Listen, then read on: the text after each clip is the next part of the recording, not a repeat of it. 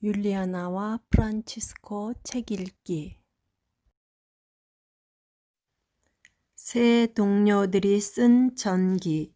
옴기니, 이재성 보나벤투라, 작은 형제회 프란치스코회. 제17장. 복되신 프란치스코의 거룩한 죽음과 죽음에 앞서 2년 전에 우리 주 예수 그리스도의 오상을 받으심. 프란치스코가 사도들의 생활과 발자취를 따름으로써 그리스도와 완전히 일치된 지 20년이 지나서 사도와 같은 사람이었던 그는 1226년 10월 4일 일요일에 행복하게 그리스도께로 떠났다. 주님의 대전에 합당한 자가 되어 주님을 배웠다.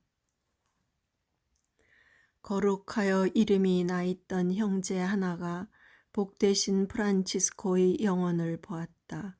그의 영혼은 보기에는 별과 같았고 크기는 달과 같았고 밝기는 태양처럼 빛났으며 작은 흰 구름을 타고 큰 무리를 지나서 하늘로 곧바로 올라갔다. 그는 주님의 포도밭에서 일을 많이 했고 기도와 단식, 밤샘, 설교, 그리고 구원을 위한 여행에 열정적이었고 이웃에 대한 염려와 연민과 자신을 비천하게 보는 일에서 항구했다. 이러한 일들은 회개의 시초에서부터 그가 온 마음으로 사랑한 그리스도께 갈 때까지 해온 일들이며 그의 마음은 항구하게 그리스도를 찬미했고 일의 열매로 그리스도를 영화롭게 하였다. 그는 하느님을 열정적으로 마음 깊은 데서 사랑한 나머지 그리스도라는 이름만 들어도 안으로는 온전히 불타올랐고 밖으로는 하늘과 땅도 주님의 이름에 고개를 숙일진저 하고 외쳤다. 바로 그 주님께서는 그의 타오르는 사랑과 그의 마음 안에 늘 그리스도의 순환에 대한 생각이 있었음을 온 세상에 내보이고 싶으시어 그가 아직 살아있는 동안에 유일무이한 놀라운 특전으로 그의 몸을 경이롭게 꾸며주셨다. 그는 천사적 원의 열정으로 인하여 위로 하느님께 들어 높여졌고 크신 사랑으로 우리를 위하여 십자가에 못 박히기를 원하신 그분 안에서 감미로운 연민을 지닌 사람으로 변해갔다. 그가 죽기 2년 전의 어느 날 아침에 십자가 현양 축일이 가까이 왔을 무렵 라베르나 산 중턱에서 기도를 하고 있을 때에 날개가 6개 달린 천사 하나가 그에게 나타났다. 그 날개들 사이에 십자가에 달린 아름다운 사람의 모습이 있었고 천사는 두 손과 발을 십자가 모양으로 뻗고 있었으며 얼굴은 예수 그리스도의 모습을 뚜렷하게 보여주었다. 두 날개는 그의 머리를 덮고 있었고 다른 두 날개는 온몸을 발까지 감싸고 있었고 또 다른 두 날개는 날려는 듯이 펼쳐져 있었다. 이 환시가 사라지자 그의 영혼에 사랑의 놀라운 불꽃이 새겨졌고 그의 몸에 놀랍게도 주 예수 그리스도의 상처 자국이 새겨졌다. 하느님의 사람은 하느님이 이 비적을 공개하고 싶지가 않아서 죽을 때까지 숨기려 하였으나 완전히 숨길 수는 없었고 적어도 그의 가까운 동료들에게는 드러날 수밖에 없었다. 그의 복된 죽음이 있은 다음에야 현장에 있었던 모든 형제들과 많은 세속 사람들이 그의 몸이 그리스도의 상처로 꾸며져 있음을 똑똑히 보았다. 그들은 그의 손과 발에서 못자국을 본 것이 아니라 살점들이 모여서 생긴 쇠같이 검은 색깔의 못을 보았다. 마치 창에 찔린 듯한 오른쪽 옆구리는 정말로 명료한 붉은 색깔의 창에 찔린 상처로 덮여 있었다. 그가 살아있을 당시에 이 상처로 피가 자주 쏟아져 나왔다. 부정할 수 없는 이 오상의 진실은 그가 살았을 때와 죽었을 때에 사람들이 실제로 그것을 볼 수도 있고 만져볼 수도 있어서 명확하게 밝혀졌을 뿐만 아니라 그가 죽은 다음에도 세계의 도처에서 그의 오상으로 인하여 일어나는 많은 기적들을 통해 주께서 그 진실을 더욱 명확히 보이셨다. 이 기적들은 하느님의 종이 살아있을 때 그분을 알아보지 못했고 또 오상을 의심했던 많은 사람들의 마음을 움직여서 프란치스코와 오상을 확실히 믿도록 만들었고, 전에는 하느님의 종을 비난하던 그들이 주님의 자비하심을 통해서 사실을 받아들이고 나서는 하느님의 종을 칭송하는 자들이 되었으며 그의 가르침을 전파하는 매우 성실한 설교자가 되었다. 제18장 그의 시성. 하느님의 종인 프란치스코는 기적의 새 빛으로 이미 세상 구석구석을 비추었다. 그의 공로로 주님의 훌륭하고 특별한 은총을 받은 사람들이 그의 거룩한 시신을 공경하러 도처에서 달려왔다.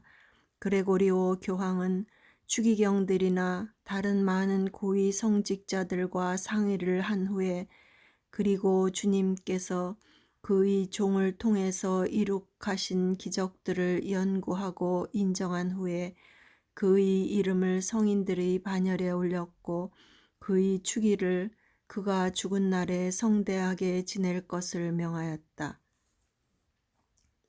RCC에서 거행된 시성식에는 많은 고위 성직자들과 수많은 왕자들과 남작들과 세계 도처에서 온 헤아릴 수 없이 많은 군중들이 참석하였고, 그들은 특별히 교황으로부터 초대를 받아 이 성대한 예절에 참석한 것이었다. 시성식은 그레고리오 교황 즉위 2년인 1228년에 있었다. 교황은 성인이 살아있을 당시에 성인을 몹시 사랑하셨고 매우 경이로운 시성으로 그에게 영예를 드렸을 뿐만 아니라 그의 영예를 위하여 지은 성당 안에 성당의 첫 번째 초석을 놓았고 많은 성물들과 매우 귀한 장식물로 성당 안을 풍성케 하였다.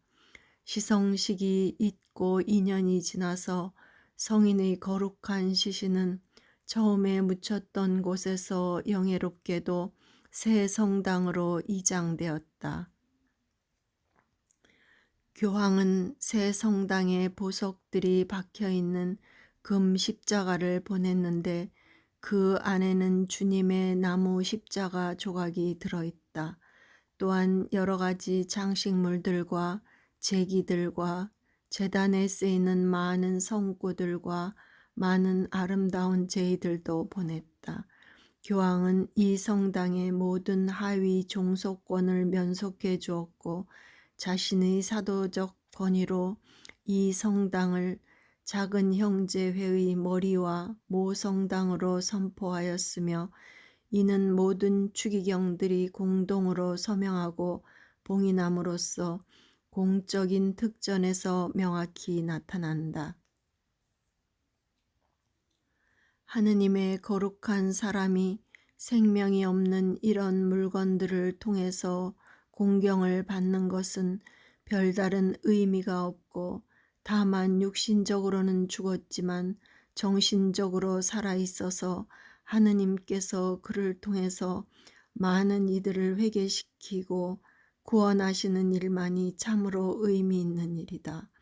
실제로 성인이 돌아가신 후에 그의 공로로 인하여 남녀를 불문하고 많은 사람들이 회개하여 주님께 돌아왔을 뿐만 아니라 귀족으로 태어난 많은 사람들이 자기들의 아들들과 더불어 프란치스코의 수도복을 입었고 많은 부인들이 자기들의 딸들과 더불어 가난한 부인들의 수도원에 들어갔다.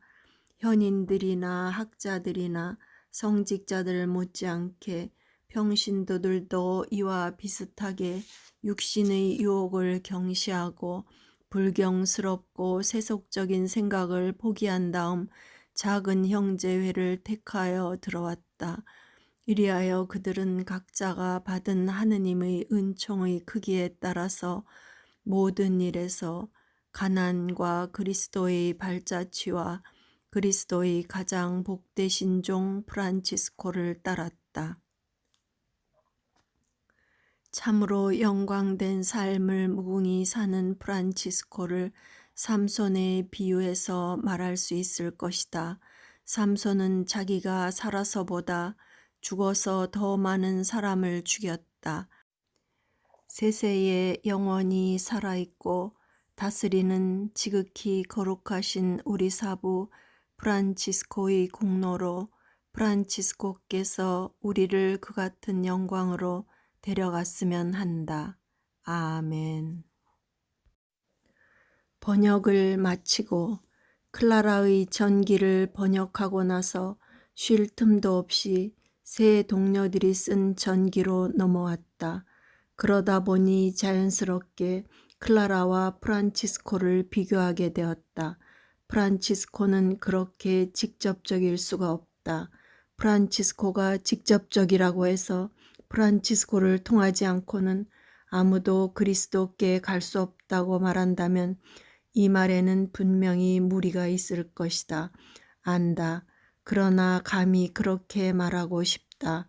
프란치스코의 위대함이 나를 부끄럽게 하고 또 그것이 나를 구한다.